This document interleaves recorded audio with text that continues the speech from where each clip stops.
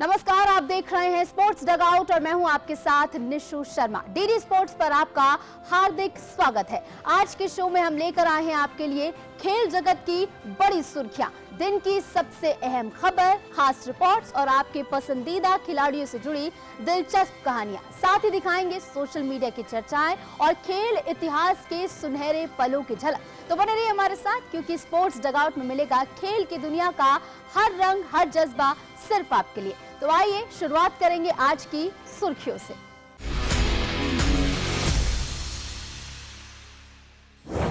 युवराज सिंह की हैट्रिक से बंगाल टाइगर्स की शानदार वापसी। वेन्यू विवाद पर आमने सामने बीसीबी और आईसीसी। हरमनप्रीत कौर ने पूरे किए 1000 रन। लक्ष्य सेन की दमदार शुरुआत, अगले दौर में प्रवेश। हॉबार्ट में पहले दौर से बाहर Venus Williams. Hockey India league में रोमांच अपने चरम पर है। रांची में खेले गए मुकाबले में डिफेंडिंग चैंपियंस बंगाल टाइगर्स ने दमदार वापसी करते हुए शानदार जीत दर्ज की। युवराज सिंह की हैट्रिक ने मुकाबले की तस्वीर बदल दी। पूरी कहानी इस रिपोर्ट में।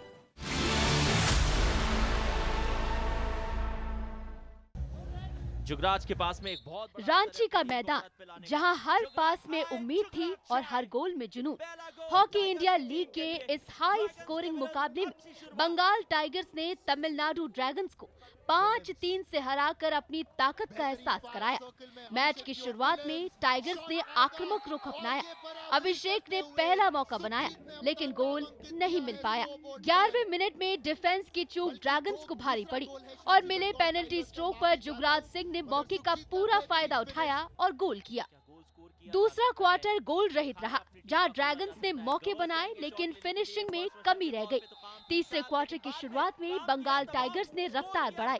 टॉमी विलियम्स और अभिषेक की शानदार जुगलबंदी के बाद सुखजीत सिंह ने 33वें मिनट में सटीक फिनिश कर बढ़त को मजबूत किया।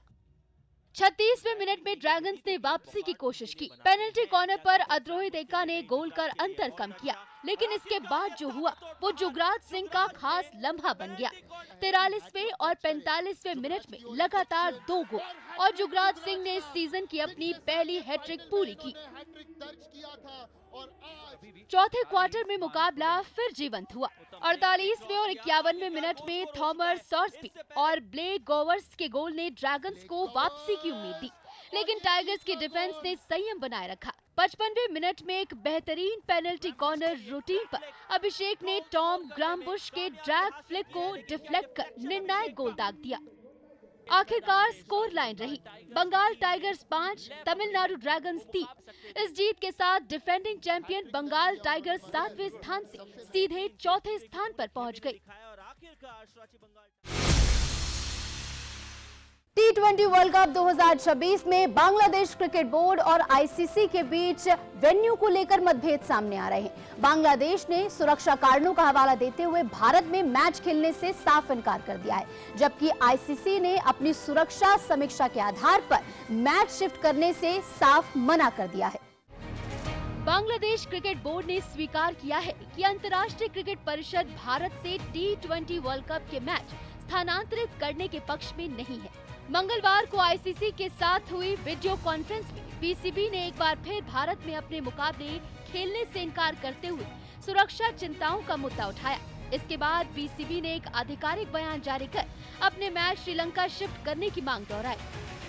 हालांकि आईसीसी ने बीसीबी से अपने रुख पर पुनर्विचार करने का अनुरोध किया है और कहा है कि आगे की बैठकों में इस गतिरोध को खत्म करने की कोशिश की जाएगी। आईसीसी की ओर से कराई गई स्वतंत्र सुरक्षा समीक्षा में ये स्पष्ट किया गया कि भारत में बांग्लादेश टीम को किसी तरह का विशेष या बड़ा हुआ खतरा नहीं है। रिपोर्ट के मुताबिक कुछ वेन्यू पर जोखिम कम से मध्य और अन्य स्थानों पर बेहद कम पाया गया है। इस अहम बैठक में बांग्लादेश क्रिकेट बोर्ड की ओर से अध्यक्ष अमीनुल इस्लाम, उपाध्यक्ष शकाबत हुसैन और फारूक अहमद, क्रिकेट संचालन समिति के चेयरमैन नजमुल आबेदीन और सीईओ निजामुद्दीन चौधरी शामिल थे। सूत्रों के मुताबिक आईसीसी अपने इस रुख पर कायम है कि भारत में सुरक्षा को लेकर कोई ठोस खतरा नहीं है, इसलिए मैच स्थानांतरित करने का कोई आधार नहीं बनता। शेड्यूल के अनुसार बांग्लादेश को अपने ग्रुप लीग के 3 मुकाबले कोलकाता के ईडन गार्डन्स में और 1 मैच मुंबई में खेलना है। फिलहाल दोनों पक्षों ने सकारात्मक रुख दिखाते हुए बातचीत जारी रखने पर सहमति जताई है और उम्मीद है कि जल्द कोई समाधान निकल आएगा। आज के सोशल मीडिया बज़ में बाद बीसीसीआई ने अपने सोशल मीडिया पर एक वीडियो साझा किया जिसने हर एक क्रिकेट फैन का दिल छू लिया। दिल्ली और मुंबई के युवा खिलाड़ियों की जुबानी सुनिए वो अनमोल अनुभव जब उन्होंने मैदान पर विराट कोहली और रोहित शर्मा के साथ ड्रेसिंग रूम शेयर किया। किसी के लिए सीख रही नेतृत्व की तो किसी के लिए जुनून और अनुशासन का सबक। विजय हजारे ट्रॉफी में दिग्गजों के साथ खेलना सिर्फ एक मैच नहीं बल्कि सपनों को दिशा देने वाला एक अनुभव बन गया। When a legend like Rohit Bhai, walks into the dressing room, it's a different feeling altogether. नहीं डरे हुए तो नहीं थे, पर हाँ देख के ऐसा लग रहा था कि विराट कोहली है। Non-strike and I'd just watch and he'd sweep the fast bowlers, he'd step out and smack and I was like, he's playing a video game here, so it was crazy. But Virat भी आए तो energy double up हो गई।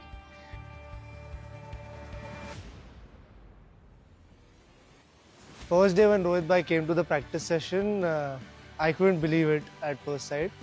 But then I was really curious. I wanted to know how he does what he does, how Rohit Bhai has reached to that level and won so many trophies for our country. I wanted to go through Rohit Bhai's routine. So I was watching him closely during practice. One thing I noticed is he likes to talk about cricket and he's always thinking about cricket. Match में विराट भैया का bat टूट गया था, तो मतलब हल्का सा क्रैक था, ऐसा कुछ था नहीं, बट ही कॉल की बैट चाहिए। तो हम सब गए उठ के, अरे भैया को बैट चाहिए। तो हम बैट देख रहे थे, फिर पहले तो लेके आए, पहले तो उनको दे दिया हमने बैट। तो फिर पहले तो मैं गया ड्रेसिंग रूम में अकेला, फिर मेरे पीछे पीछे 2-3 और आ गए, जो हम सारे बाहर वाले थे सब वहीं आ गए ड्रेसिंग रूम में। फिर सब देख रहे, अरे भैया का बैट देखते। तो हमने सब ने उनका बैट देखा। हमने कभी सोचा नहीं था कि कैसा होगा क्या होगा, लेकिन बैट तो अच्छे थे ही, तो अच्छा एक्सपीरियंस था।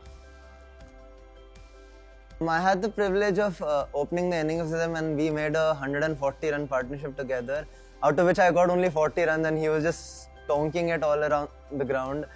I was having a tough time because I had to play the new ball, I was leaving, I was defending, and then I just watched from the non-strike and then he was smacking the bowlers, he was sweeping the fast bowlers, and it was just magical to watch from the non-striker, and I've never seen batting like that with someone who I've batted with.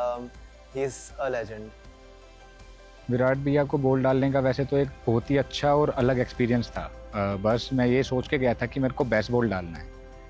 उनको ball डाल के फिर match में गए तो एक अलग ही aggression था और एक अलग ही अच्छी बॉलिंग हुई।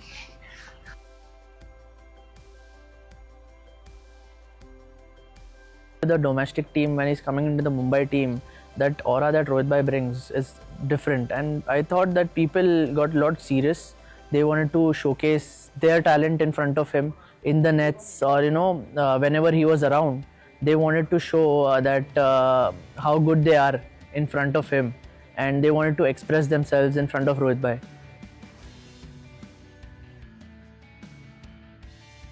बस का ही बताता हूँ एक किस्सा। तो भैया हमेशा जैसे आगे बैठते हैं, हम सब ने देखा ही है बस कि आगे बैठते हैं। तो जिस तरह से भैया पहले दिन हमारी प्रैक्टिस थी, तो भैया आए तो हमें ये था कि हम तो अपना पीछे बैठे थे, बैक बेंचर्स की तरह। हम सारे जितने भी यहाँ लड़के सब पीछे बैठते, तो हमें ये था कि भैया आगे बैठेंगे, तो भैया आगे पीछे। हमें ये था कि भाई वो देख के हमें जो मज़ा आया ना, मैंने कहा यार भैया पीछे आगे। उसके बाद जो हमारी जो बातचीत थी वो काफ़ी इंटरेस्टिंग रही, मज़ा आया काफ़ी। 100 के टाइम पे मैं उस टाइम पे क्रीज पे था, तो वही था, वो नॉर्मली बोल रहे थे कि बिंदास खेलना है ऐसे वैसे। फिर कुछ 25-30 रन बचे थे, तो उन्होंने मुझे पूछा खेलना है क्या। मैंने नहीं दादा, आप मार के ख़त्म कर दो फटाफट। तो उन्होंने ख़त्म कर दिया और हम जीत गए वो मैच। तो विराट भैया ने जो एडवाइस दी वो यही थी कि डोमेस्टिक है, इसको बहुत सीरियसली लो, क्योंकि यहीं से आप ऊपर जा सकते हो। इसको बिल्कुल भी यूँ ना सोचो कि कोई भी एक मैच आप कैजुअल में खेलोगे। अगर आप अंदर हो फील्ड में तो हमेशा अपना 200% देना है, और वो दे रहे थे। वो हमारे लिए बहुत इंस्पायरिंग था कि विराट भैया इतना एफर्ट डाल रहे हैं डोमेस्टिक के मैच में, तो वो हम सारे प्लेयर्स के लिए बहुत ज़्यादा inspiring. If I had to put playing with Rohit Bhaiya in one word, it's magical. नहीं डरे हुए तो नहीं थे, पर हाँ देख के ऐसा लग रहा था कि विराट कोहली है।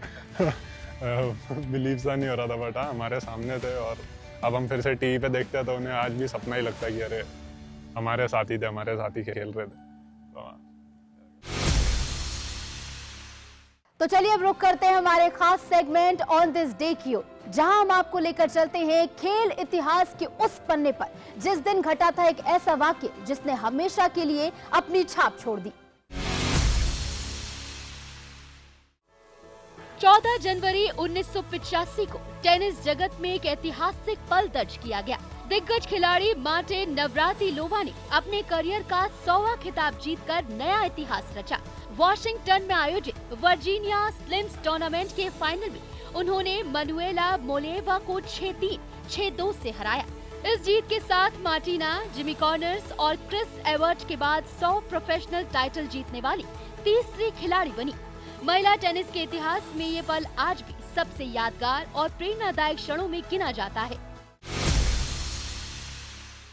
तो ये था हमारा आज का ऑन दिस डे सेगमेंट। अब बारी है हमारे खास सेगमेंट स्पोर्ट्स रैप की, जहां हम आपको दिखाएंगे देश और दुनिया भर की खेल से जुड़ी टॉप बड़ी खबरें, वो भी तेज रफ्तार में। तो पेश है टॉप स्पोर्ट्स न्यूज दुनिया भर के हर खेल से रफ्तार के साथ।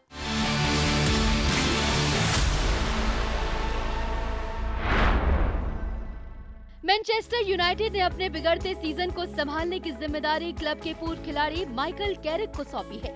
रूबेन एमोरिम को हटाए जाने के बाद कैरिक को सीजन के अंत तक हेड कोच नियुक्त किया गया है। इंग्लैंड के पूर्व मिडफील्डर कैरिक ने यूनाइटेड के लिए खेलते हुए 5 प्रीमियर लीग खिताब और एक चैंपियंस लीग ट्रॉफी जीती थी। वे 2021 में ओले गनर सोल्शेयर के जाने के बाद अंतरिम कोच भी रहे थे, जहां टीम 3 मैचों में अपराजित रही। इस बार चेन में सोल्शेयर को पीछे छोड़ते हुए कैरिक को चुना गया। मिडलस्ब्रो के साथ उनका कोचिंग कार्यकाल प्रमोशन न मिलने के कारण समाप्त हुआ था। पूर्व इंग्लैंड सहायक कोच स्टीव हॉलैंड भी कोचिंग स्टाफ का हिस्सा होंगे। मैनचेस्टर सिटी ने लीग कप सेमीफाइनल के पहले चरण में न्यू कैसल को 2-0 से हराकर फाइनल की ओर बड़ा कदम बढ़ा दिया है। नई साइनिंग एंटोइन सेमेन्यो ने शानदार आगाज करते हुए पहला गोल दागा, जबकि उनका एक और गोल विवादास्पद तरीके से रद्द कर दिया गया। मुकाबले के 98 मिनट में रयान चैकी ने निर्णायक गोल कर सिटी की पकड़ और मजबूत कर दी। पिछले सीजन लीग कप जीतकर 70 साल का इंतजार खत्म करने वाली न्यू कैसल के सामने अब दूसरे चरण में चमत्कारी वापसी की चुनौती होगी। दोनों टीमें 4 फरवरी को दूसरे लेग में आमने सामने होंगी। बोरुसिया डॉर्टमंड ने घरेलू मैदान पर वेर्डर ब्रेमेन को 3-0 से हराकर बुंडेसलीगा में दूसरे स्थान पर अपनी 4 अंकों की बढ़त बरकरार रखी। निको श्लोटरबेक और मार्सेल सेबित्सर ने शुरुआती गोल किए, जबकि सेहू गुइरासी ने अक्टूबर के बाद अपना पहला लीग गोल दागा। बेंच पर बिठाए जाने के जवाब में गुइरासी ने देर से गोल कर टीम में अपनी अहमियत साबित की। इससे पहले स्टटगार्ट की जीत से डॉर्टमंड पर दबाव बढ़ा था, लेकिन चैंपियंस लीग फाइनलिस्ट टीम ने संयमित प्रदर्शन के साथ जीत दर्ज की।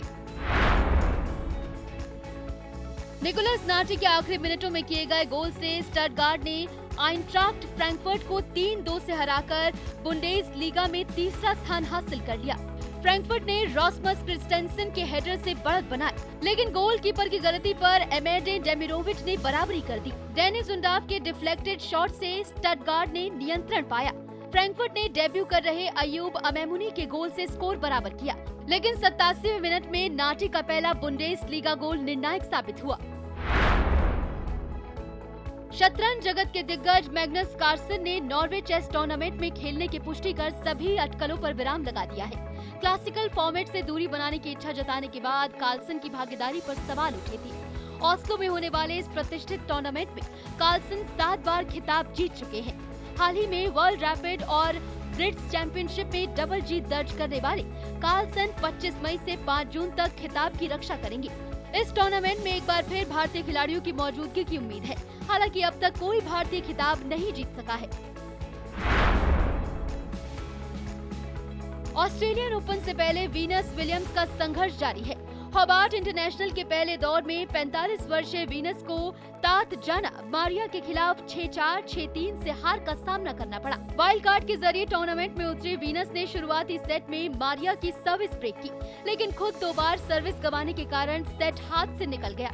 लगभग 1.5 घंटे चले मुकाबले में वीनस लय में नजर आए, लेकिन निर्णायक मौकों पर पिछड़ गई। इससे पहले वे ऑकलैंड टूर्नामेंट में भी पहले दौर में हार चुकी हैं। ऑस्ट्रेलिया की कप्तान और 8 बार की वर्ल्ड कप विजेता एलिसा हीली ने क्रिकेट से संन्यास का ऐलान कर दिया है। हीली फरवरी-मार्च 2026 में भारत के खिलाफ घरेलू मल्टी फॉर्मेट सीरीज के बाद अपने करियर को अलविदा कहेंगी। वे T20 सीरीज में हिस्सा नहीं लेंगी ताकि टीम आगे की तैयारियां कर सके, लेकिन वनडे मुकाबले खेलेंगी। हीली अपने करियर का आखिरी मैच 6 से 9 मार्च के बीच वाका में होने वाला डे नाइट टेस्ट खेलेंगी, जो उनका 11वां टेस्ट होगा। IPL defending champion royal Challengers Bengaluru के घरेलू मुकाबले को लेकर सस्पेंस बरकरार है। एम चिन्नास्वामी स्टेडियम में मैचों के आयोजन पर अंतिम फैसला अगले सप्ताह लिया जा सकता है। महाराष्ट्र क्रिकेट संघ द्वारा पुणे स्टेडियम के निरीक्षण को लेकर जारी बयान के बाद कयास तेज हो गए हैं। हाल ही में राज्य सरकार द्वारा विजय हजारे ट्रॉफी के मैचों की अनुमति न मिलने से स्थिति और जटिल हुई, जिसके चलते विराट कोहली को दिल्ली के लिए बंद दरवाजों में खेलना पड़ा। मुंबई इंडियंस की कप्तान हरमनप्रीत कौर ने विमेंस प्रीमियर लीग में नया इतिहास रच दिया है। हरमनप्रीत WPL में 1000 रन पूरे करने वाली दूसरी खिलाड़ी बन गई हैं। उन्होंने ये उपलब्धि गुजरात जायंट्स के खिलाफ 193 रनों के लक्ष्य का पीछा करते हुए हासिल की। 36 वर्षीय हरमनप्रीत ने 43 गेंदों में 71 रनों की मैच जिताऊ पारी खेली, जिससे मुंबई ने 7 विकेट से जीत दर्ज की। उनसे पहले नेट साइमर ब्रंट ये उपलब्धि हासिल कर चुकी है। लक्ष्य सेन ने इंडिया ओपन सुपर 750 टूर्नामेंट में शानदार आगाज करते हुए आयुष शेट्टी को सीधे गेमों में 21-12, 21-15 से हराया। नई दिल्ली में खेले गए मुकाबले में लक्ष्य ने शुरुआती बढ़त बनाते हुए पहले गेम में 11-3 की लीड ले ली। 2022 में यहाँ खिताब जीत चुके लक्ष्य एक बार फिर मजबूत दावेदारी पेश कर रही हैं। महिला वर्ग में ट्रीसा जॉली और गायत्री गोपीचंद की जोड़ी ने थाईलैंड की जोड़ी को हराकर जीत दर्ज की। पुरुष डबल्स में हरिहरन और अर्जुन भी अगले दौर में पहुंच गए हैं। अब स्पोर्ट्स रैप से आगे बढ़ते हैं और बात करते हैं बर्थडे स्पेशल सेगमेंट की। आज हम मना रहे हैं उन खिलाड़ियों का जन्मदिन जिन्होंने अपने शानदार खेल से सबको प्रभावित किया। आइए जानते हैं उनके बारे में कुछ खास बातें। आज जन्मदिन है भारत के दिग्गज रेसिंग ड्राइवर नारायण कार्तिकेयन का। मोटर स्पोर्ट्स में भारत का नाम विश्व मंच पर रोशन करने वाले नारायण कार्तिकेयन ने साल 2005 के ऑस्ट्रेलियन ग्रां प्री से फॉर्मूला 1 में कदम रखा और 2012 में ब्राजीलियन ग्रां प्री तक अपनी मौजूदगी दर्ज कराई। साल 2006 और 2007 में वे विलियम्स टीम के टेस्ट ड्राइवर भी रहे। 2007 में A1 ग्रां प्री के जुहाई रेस में जीत हासिल कर उन्होंने इतिहास रचा। 2010 में नास्कार में डेब्यू करने वाली नारायण को उसी साल पद्मश्री सम्मान से नवाजा गया। भारतीय मोटर स्पोर्ट्स के लिए नारायण कार्तिकेयन एक प्रेरणा है। तो दोस्तों, आज के स्पोर्ट्स डगआउट में बस इतना ही। हमारा वादा है खेल की हर बड़ी और अहम खबर हम आपको दिखाएंगे सबसे भरोसेमंद और सबसे दिलचस्प अंदाज में। जुड़े रहिए डीडी स्पोर्ट्स के साथ। अगली मुलाकात तक खेल का जुनून बनाए रखिए, जीत का जज्बा जगाए रखिए और देखना न भूलिए हॉकी इंडिया लीग का सीधा प्रसारण सिर्फ यही डीडी स्पोर्ट्स पर।